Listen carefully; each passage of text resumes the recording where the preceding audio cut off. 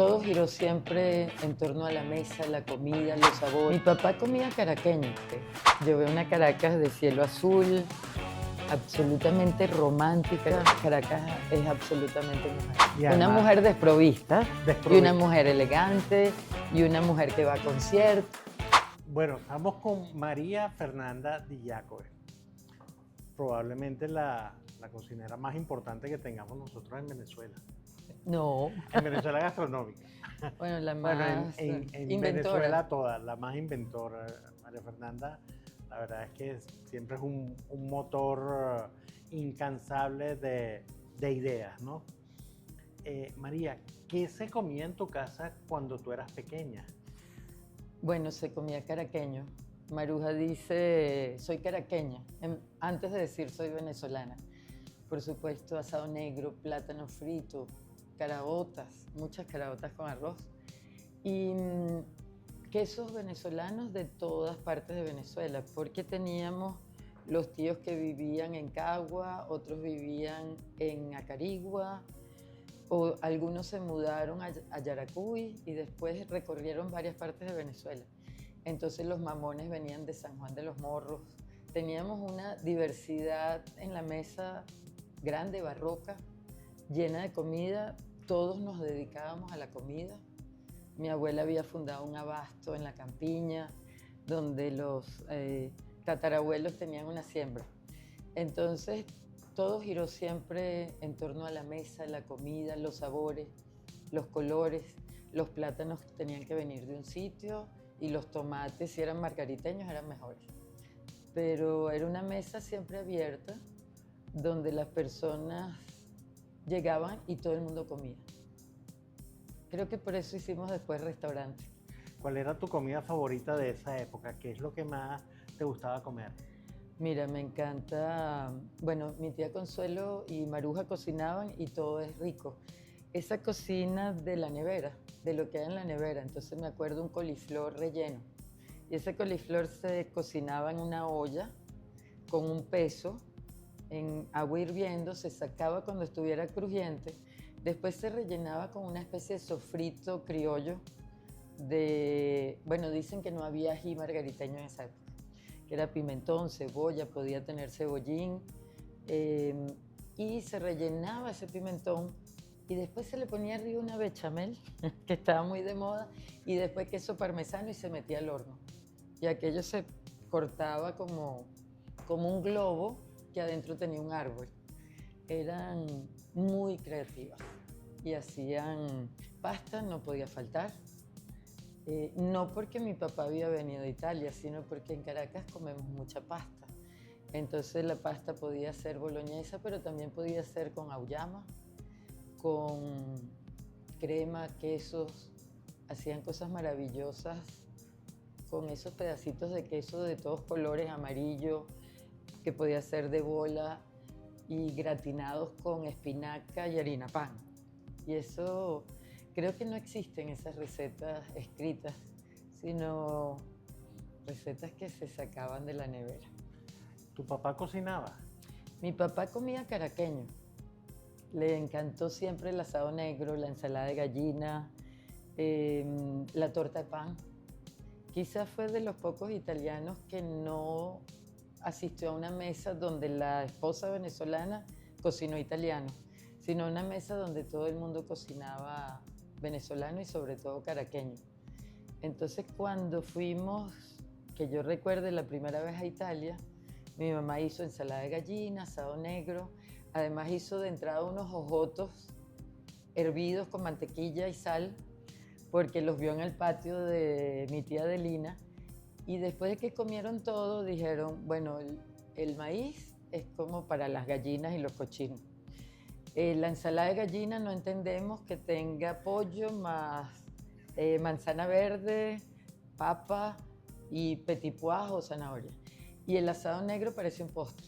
O sea había crema de auyama, y la crema de auyama también era dulce. Entonces ellos pensaban que nosotros comíamos más postre que salado, y que evidentemente comíamos todo lo que comían los animales.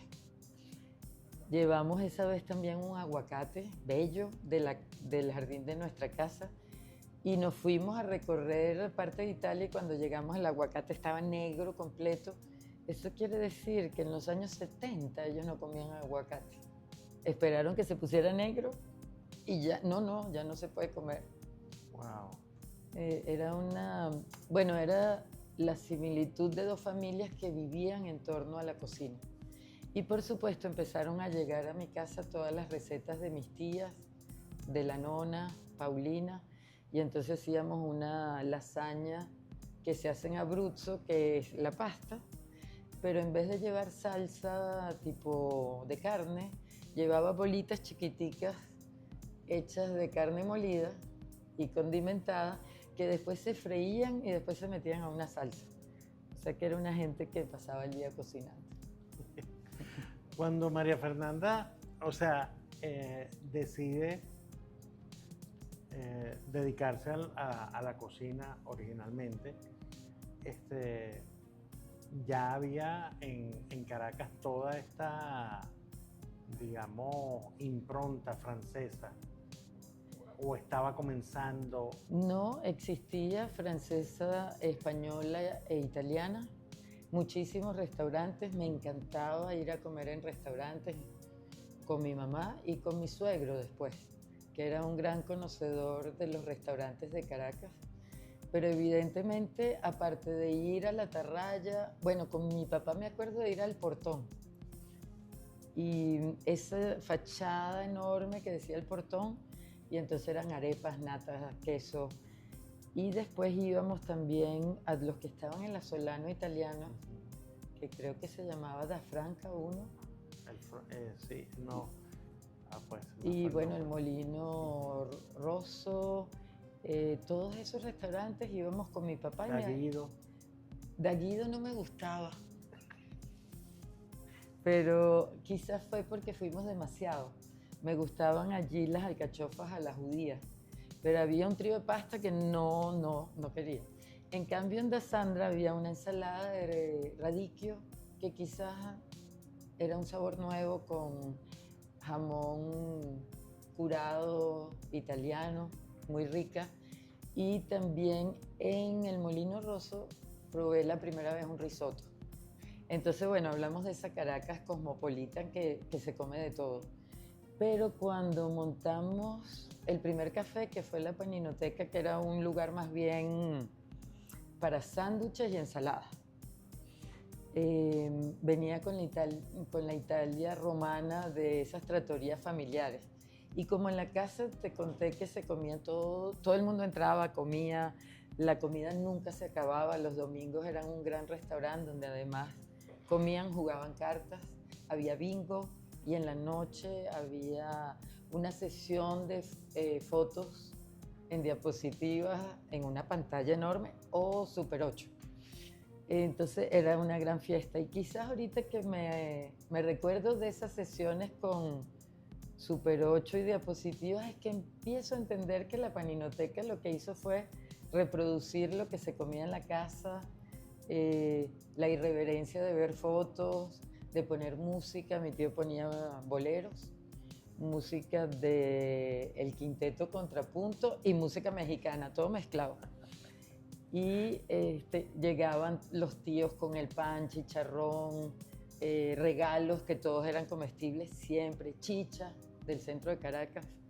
Y creo que la Paninoteca, a pesar de que tenía ese concepto sólido que no duró más de 8 meses, porque mi mamá empezó a hacer asado negro, arroz con cilantro, pastel de chucho, porque habíamos ido a Margarita y habíamos conocido a Rubén Santiago, también a una cliente que nos dio por primera vez el regalo de la vuelta a la isla en 80 platos de Rubén, y empezamos a invitar gente a cocinar, pero no teníamos nada que ver con lo rico que se comía en los restaurantes de lujo en ese tiempo.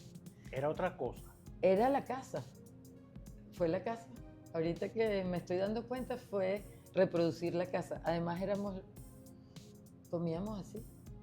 No estudié cocina, no sabía cocinar francés. Jamás en mi casa se habló de una brunoise. No, las cosas se cortan en cuadritos, o en lajitas, o en media luna. Nunca se hizo una juliana. Entonces, ahorita que lo pienso, también era un atrevimiento hacer un lugar de delicateces donde no había menú, se cocinaba lo que se compraba en el mercado, los comensales que eran en su gran mayoría de PDVSA, de la Clínica Santiago de León y de Torre 18 pedían lo que querían comer. Entonces Maruja les decía, hago unas arepitas dulces buenísimas, mañana voy a hacer, y venían todos. O unos dulcitos criollos, o un dulce de toronja, de fruta vedada, de limonzón. Y eran cosas que se habían perdido. Nosotros abrimos en 1990.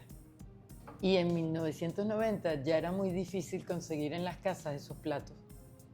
Dulces en almíbar, porque bueno, había nina, latas, el dulce de guayaba venía en latas, se compraba en Pando. Habían salmones ahumados en todo, no eran delicateces ni bodegones, eran como mayoristas o distribuidores que traían cosas importadas. Y entonces podíamos combinar un salmón noruego con caraotas. O mi mamá hacía un plato que siempre a Carlos García le llamaba la atención, que era, esto es una locura, hacía una montaña de diablito que lo metía en el congelador, lo sacaba, le ponía mayonesa, la mayonesa no falta todavía en casa de mis tías, le ponía caviar de ese que traíamos de Margarita, que no era caviar, pero para nosotros era caviar, y tomaticos bebés por todo el borde. Entonces galletas de soda o pan tostado, y todo el mundo le encantaba ese plato. Era totalmente loco, ¿no? Increíble. Ok, en ese momento, digamos que María Fernanda empieza a dar sus primeros pasos y ese bistró o esa pequeña trattoria de origen de la cocina italiana se convierte rápidamente en una cocina de la casa, una cocina criolla, una cocina casera, venezolana. Digamos, en esos momentos probablemente ha debido estar iniciándose el SEGA también, ¿no? Sí, o sea, empiezan a confluir una serie de cosas que hacen que haya una transformación de lo que había en los años 70 y 80 para lo que viene en los 90 y en el 2000. De repente fue una suerte que nosotros cocinábamos venezolano y el público iba por esas recetas que ya no se cocinaban en la casa. Iba mucha gente de arte, porque teníamos exposiciones, entonces me acuerdo Luis Miguel Lacorte, que era director de la GAN, y con él iba Rafael Romero, y con él iban artistas, y esa pasión por el arte de jóvenes artistas hizo que fuera un lugar donde se encontraban intelectuales, artistas, músicos. Andrés Barrios hacía el Populi Meo en Semana Santa cantando a capela. Habían poetas también. Y de repente llegó Tomás Fernández. Yo creo que ese fue mi primer encuentro con lo que se podía llamar una escuela de cocina. Tomás Fernández llega porque alguien nos recomienda, la mamá de María Fernanda Capecchi, para que cocine, y el hermano María Fernanda era cocinero, Paul, y Paul conoce a Tomás, y Tomás conoce a Sumito, y Sumito conoce a Alonso, y entonces voy por primera vez al SEGA. Y aunque con el profesor Lovera había una conversación sabrosa entre Maruja, él y yo, porque hablábamos de pimentones rellenos, siempre le parecía que mi comida le faltaba ser más refinada o que no escribíamos las recetas para que otro las pudiera reproducir. Pero evidentemente hubo un enamoramiento de nosotros hacia el SEGA y una crítica que fue muy constructiva de Lovera y Alonso, que empezó a trabajar en el Ateneo de Caracas cuando teníamos el café. Cuando te hablo de Thaía Rivero, ella era directora del MAO, Museo Alejandro Otero, llegando al Poliedro de Caracas en coche. Y ella nos invita a tener el café del museo. Y como siempre dijimos sí. Y es algo que yo le digo a los estudiantes de cocina, a los alumnos de chocolate, digan que sí, porque ¿qué pueden perder? Bueno, yo creo que soy una mujer que he perdido mucho, pero he ganado más. Entonces, ese sí, no sabíamos prácticamente hacer recetas estandarizadas, pero bueno, llenábamos mi carro, que era un Mercedes-Benz de los años 70, porque esa pasión por el arte, los carros, el diseño, Caracas, llenábamos la maleta de comida y la llevábamos al museo de lunes a domingo, no cerrábamos ningún día, con polvorosas de pollo, ensaladas. En la paninoteca había 7 ensaladas diarias, totalmente distintas. Maruja es una crítica absolutamente peleada con la ensalada rallada. ¿Y por del qué? Coles-Col. Porque, bueno, primero era una ensalada, es una ensalada muy fácil, muy barata y que es rica, pero si la hacíamos en la casa se hacía con piña rallada, con pasitas remojadas en vino blanco, con una vinagreta de limón. Entonces ella dice que tú vayas de Mérida al litoral y después vayas a Ciudad Bolívar y te pongas ensalada rallada, como si aquí no hay remolacha, papa, zanahoria, huevos, brócoli. Para ella la extinguiría del mapa de Venezuela, ¿no? Entonces también ese placer por hacer cosas más costosas, con más tiempo, ensaladas de ruedas, como te decía, con todos esos tubérculos, pero ensalada de mapuey morado, o una ensalada griega, o una ensalada italiana con endivias. Se encontraban muchas endivias en esa época en Caracas, o endivias fritas con pera y con mango. Y Patricia Petersen, que es mi socia todavía hoy y que era simplemente comensal en la paninoteca, decía, yo entré y no sé por qué me quedé, porque el primer día que entré me dieron sopa de mango, porque era época de mango, pues. Y a mí me tocó la pepa. Entonces era un lugar bastante loco. Y después me sirvieron un pollo con maní, que a mí no me gusta el maní, pero siguió viniendo porque esa alegría de compartir, de celebrar Caracas.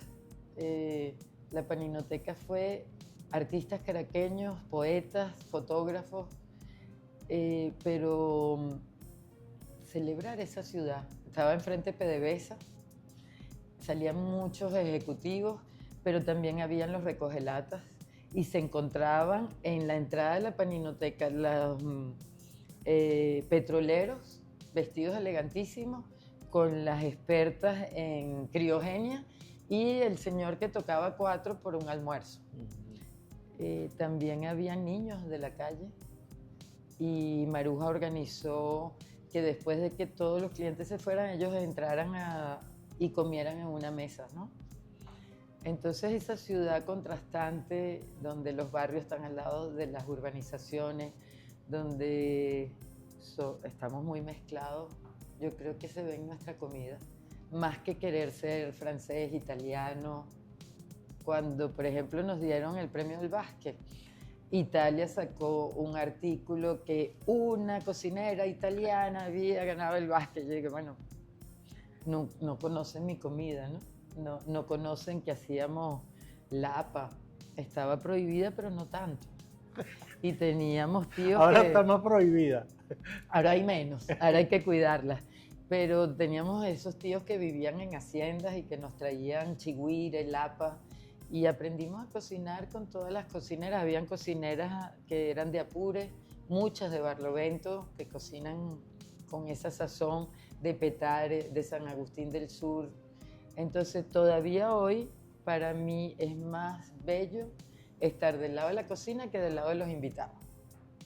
Por ejemplo, cuando nos invitan a un evento, a mí me es más fácil agarrar una bandeja y servir que sentarme en una mesa, igual a un matrimonio. Si vamos a festejos mar, porque siempre los matrimonios son en la Esmeralda, yo estoy más cerca de Javier, que está viendo cómo salen los platos, que de la novia, que es mi amiga. Entonces un oficio y sentada aquí, bueno, yo veo los restaurantes chinos que fuimos a todos. Exacto. No solo fuimos a todos, nos tomamos también las cervezas más frías estudiando en la Universidad Central de Venezuela, saliendo con Adriano González León y recorriendo todas estas calles, porque él daba clases en el Gran Café o en el Callejón de la Puñalada y ahí te encontrabas con todos los artistas. Es esto que estamos viendo en esta exposición. Era salir de la universidad y atravesar todo el Parque Los Caobos y llegar al Boulevard de Sabana Grande y caminar hasta la Plaza Altamira. Es una ciudad que uno caminaba muchísimo, encontrar ese edificio La Paz, que es así. A veces veo esta exposición y digo, voy a comprar una foto, pero una foto no es suficiente. O sea, la buena noticia para Marilí es que compraría muchas fotos, porque son las fotos de mi infancia, de mi juventud, y veo los nombres. Tú me dices si me estoy yendo del tema gastronómico, pero veo La Selva, Panadería La Selva, y por allá veo el Nuevo Circo, el Teatro Junín.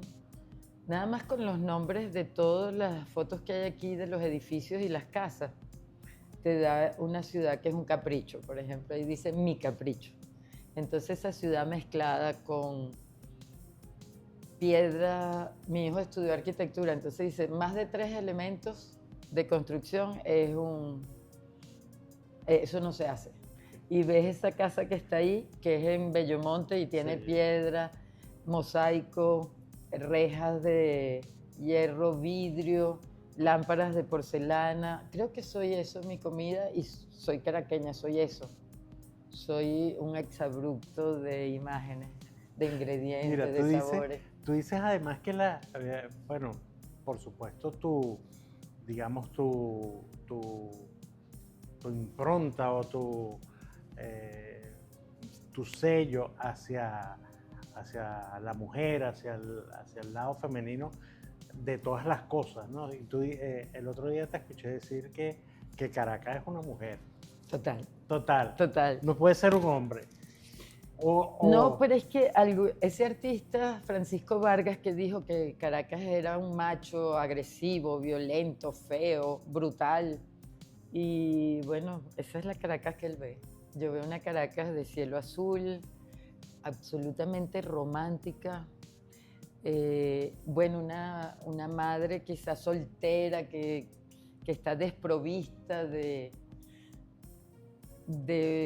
un gobierno que pueda hacer el mantenimiento de todas estas obras de arte que son los edificios y las casas, pero está llena de parques, está llena de mujeres con niños cargados, mujeres en moto con niños, hombres que van con toda la familia atrás y la mamá lleva como la olla donde va a hacer la comida.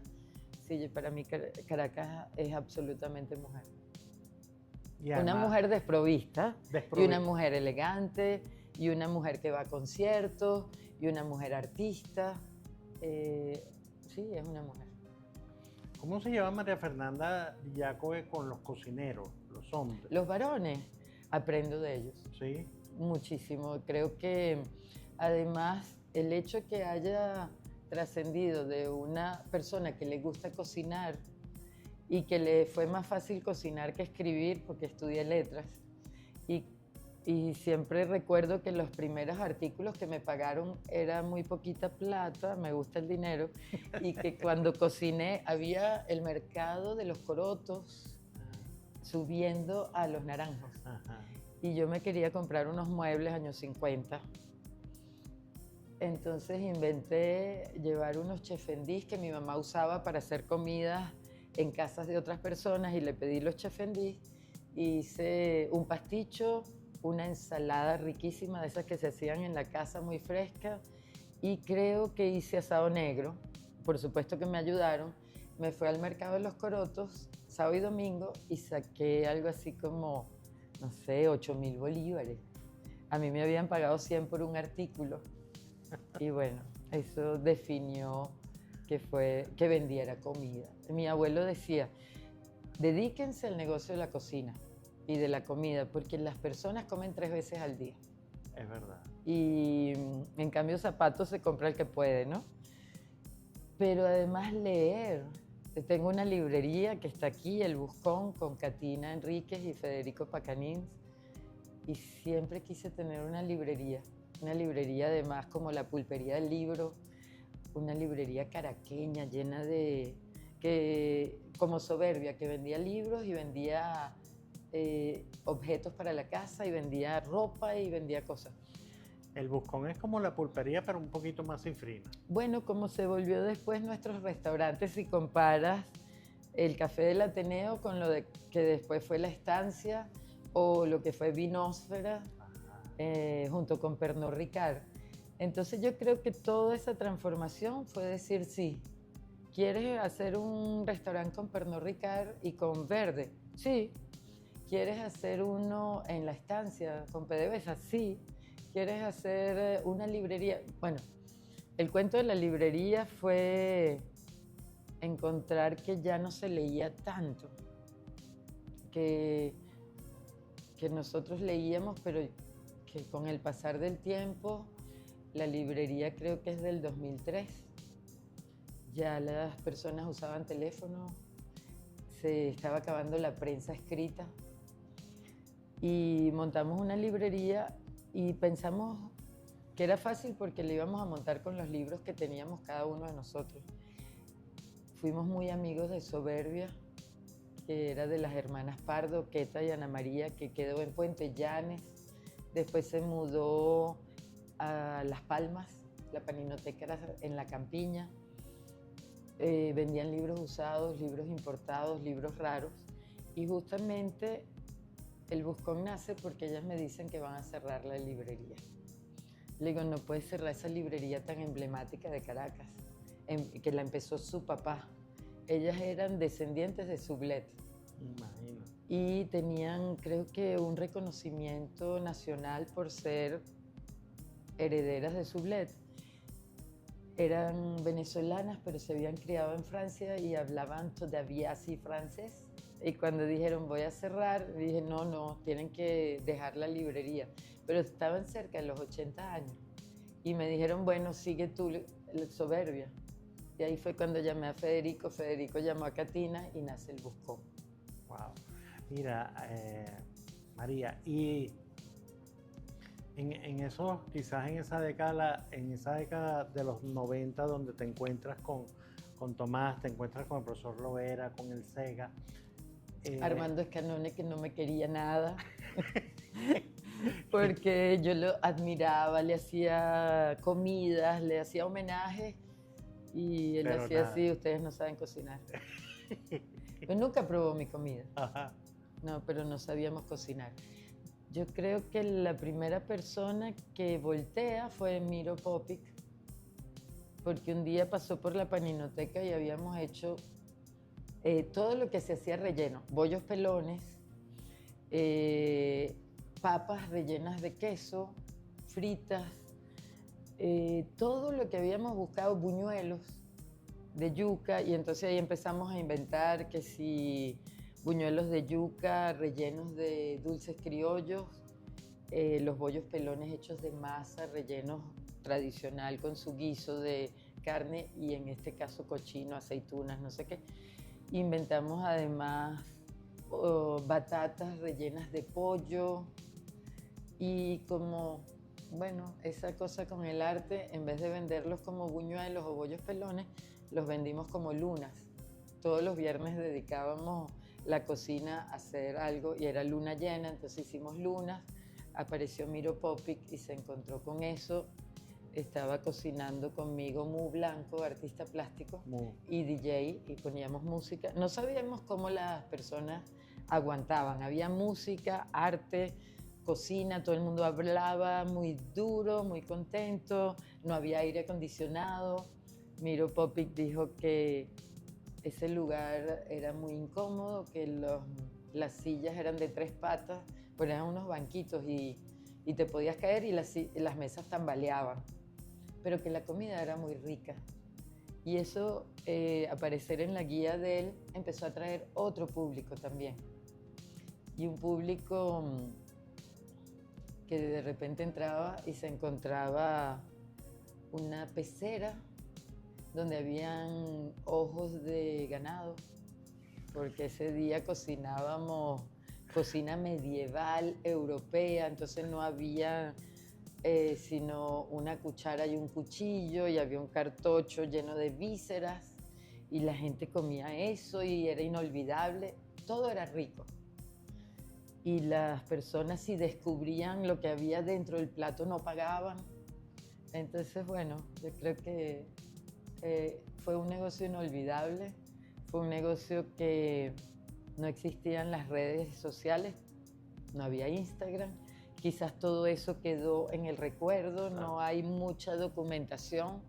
Sin embargo, hay todas las publicidades que hacíamos en la revista Estilo, en el Daily Journal, el Nacional, el Universal. Venían muchos periodistas, Maribeni Rodríguez de esa época, o gente de las embajadas. Salíamos en los periódicos de las embajadas.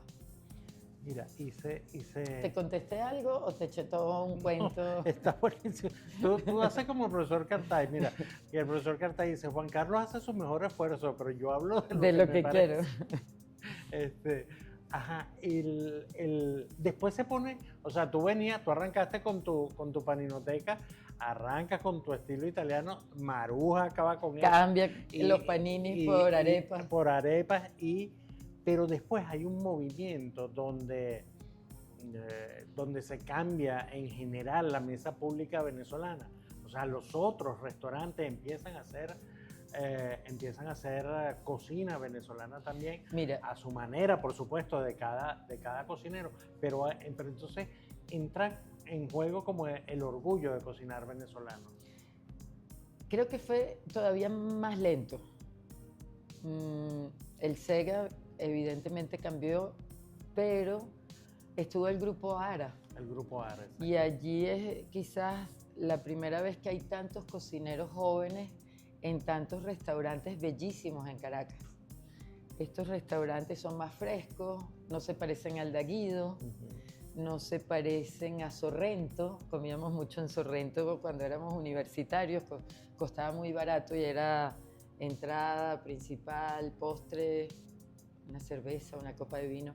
Estos restaurantes tenían un diseño de los años 90, donde había postdiseño. También estaba la escuela de diseño postdiseño que quedaba arriba en la Florida. Y Roca, personas que hacían lámparas, mesas de granito. Volvía lo caraqueño también. Estaba Urbano, que era una tienda de ropa de María Adelina Vera. John Gornés, que hacía estos restaurantes. Y bueno, el Grupo ARA entra, creo que estaba Andrés Alibrandi como arquitecto de algunos de ellos, Edgar Leal como cocinero, Sumito, después más joven Ana Belén Mayerstone y más joven Paul Lenoir. El Grupo ARA hace algo importante y es que visibiliza al cocinero, al chef. Visibiliza a los cocineros venezolanos. Exacto. Veníamos de, el Gazebo, La Cigogna, todos estos restaurantes franceses, Provost, que eran los que nosotros veíamos, wow. Y cuando te digo que iba a comer con mi suegro, íbamos a puros restaurantes italianos, españoles en menos cantidad, y muchos franceses porque ellos habían vivido en Francia. Estaba un restaurante que yo creo que duró poco tiempo y que fue muy importante, que fue Le Group. Le Group era un grupo de amigos que habían hecho un restaurante donde te servían los platos muy nouvelle cuisine, con campanas de plata, y era wow, excelente. Y yo creo que lo venezolano todavía le faltó tiempo, porque el Grupo ARA no cocinó venezolano. No. No. Quizás Edgar Leal es el primero que hace una reina pepiada con una arepa muy delgadita. Después Edgar se va y monta Cacao en Miami. Pero algo que yo siento que cambió muchísimo fue las críticas gastronómicas hechas por mujeres y creo que ahí Iliana Matos, Rosana Dituri, Juliana Chape, Ángela Orá, que tenía 2 restaurantes junto con Domingo Delfino, y que empieza a ver en las escuelas de cocina quiénes son los posibles cocineros para esos restaurantes nuevos. La Vinoteca Delfino, ahí trabajaba Sumito Esteves. Tomás, como siempre, fue un espíritu libre y duraba 1 mes aquí, 2 meses allá, se ponía bravo y se iba. Creo que nunca cobraba una liquidación, porque su libertad es más grande que en esa época que un cheque. Y Tomás, invitado a cocinar en la Paninoteca, cambió nuestra vida. Se quedó 8 meses, cosa que creo que no ha... Quizás ahorita en Alaska, quizás ha quedado más de 8 meses. No, él donde quedó más de 8 meses, ya no está yendo tanto a Alaska, Ajá. fue en Le Gourmet. En Le Gourmet. En Le Gourmet sí duró. Y en Le Gourmet hacía un arroz cremoso inolvidable, con topping, no era de chistrí, pero creo que era de salmón. ¿Tú crees que a ese proceso de los jóvenes cocineros venezolanos de esa época le faltó un poco más de tiempo, dices tú? Sí, yo pienso que Sumito es mi hermano y lo adoro, y como hermano yo soy muy peleona con Sumito. Sumito siempre fue el que me enseñó que aparte de Caracas había el extranjero, que aparte de Venezuela había un restaurante en Nueva York que se llamaba Po. Entonces cuando viajé a Nueva York por Sumito yo iba a los restaurantes que él me decía, o si iba a Italia iba a los restaurantes que él me enseñaba en las revistas. Pero Sumito cocinaba panasiáticos y discutíamos mucho. La famosa sopa Lasca. Caramba, a mí me encantaba además. Pero discutíamos mucho porque él era mucho más moderno y cocinaba con cocinas que yo nunca había visto, y sellaba al vacío, y estaba en otra cantidad de restaurantes que no me acuerdo los nombres, pero que eran los enchufados de la época, que había mucho dinero, y esos restaurantes fabulosos que duraban 1 año y que se comía rico y traían un chef y venían, pero llenos de máquinas, y yo defendía el caldero, la tabla de madera, el cuchillo. Los de la Paninoteca parecían chuzos, porque con ese cuchillo abrían la lata, la metían en la licuadora, a pesar de que Maruja dice que había que cuidar las cosas como ella las había cuidado durante 50 años. Pero no era verdad que se cocinaba todavía venezolano. Creo que empieza más con Alonso Núñez. Tomás tomaba todo lo que le interesaba, no importaba de dónde fuera.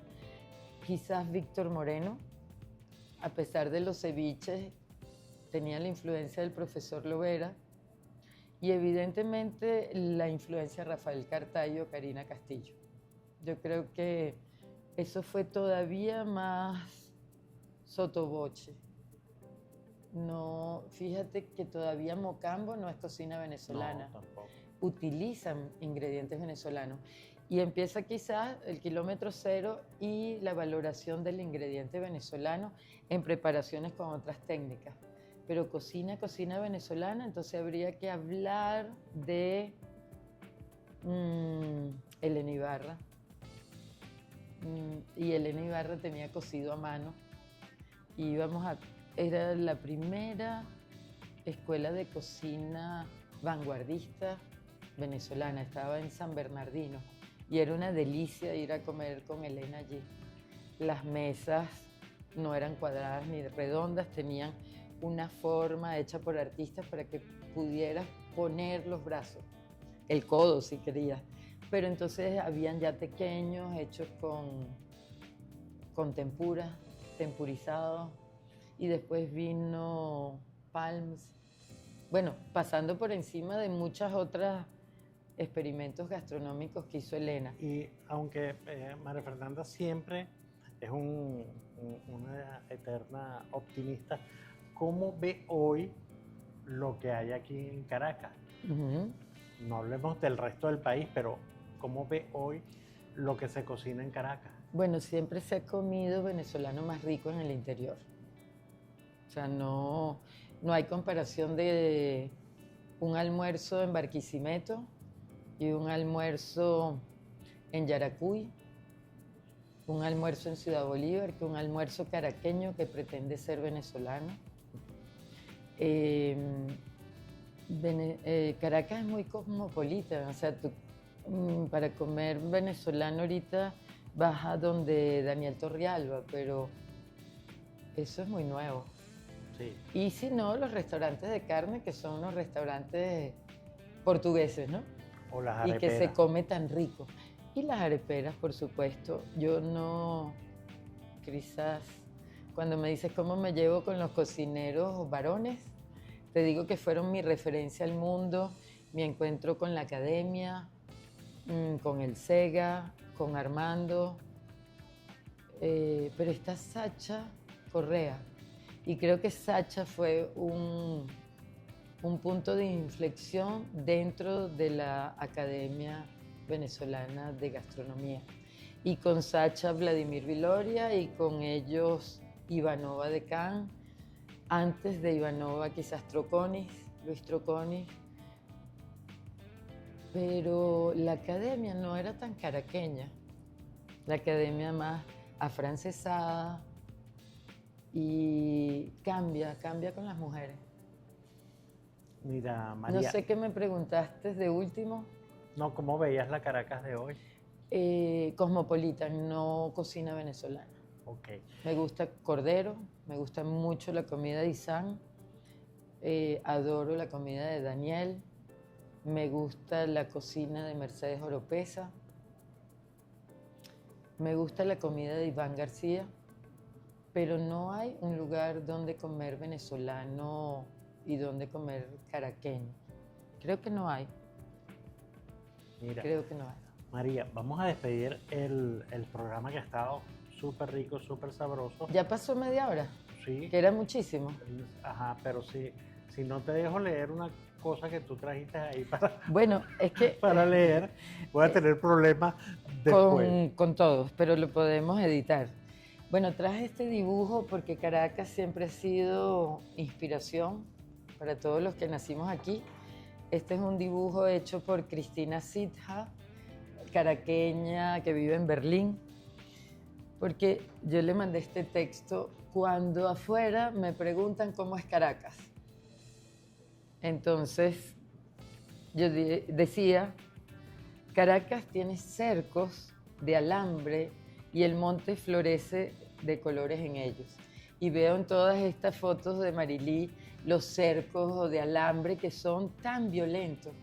Cuando hablas con personas que vivieron en la Segunda Guerra Mundial, Caracas es un tormento. O cuando hablas con una comunidad judía grande que existe aquí y los cercos eléctricos recuerdan los campos de concentración. Es otra referencia.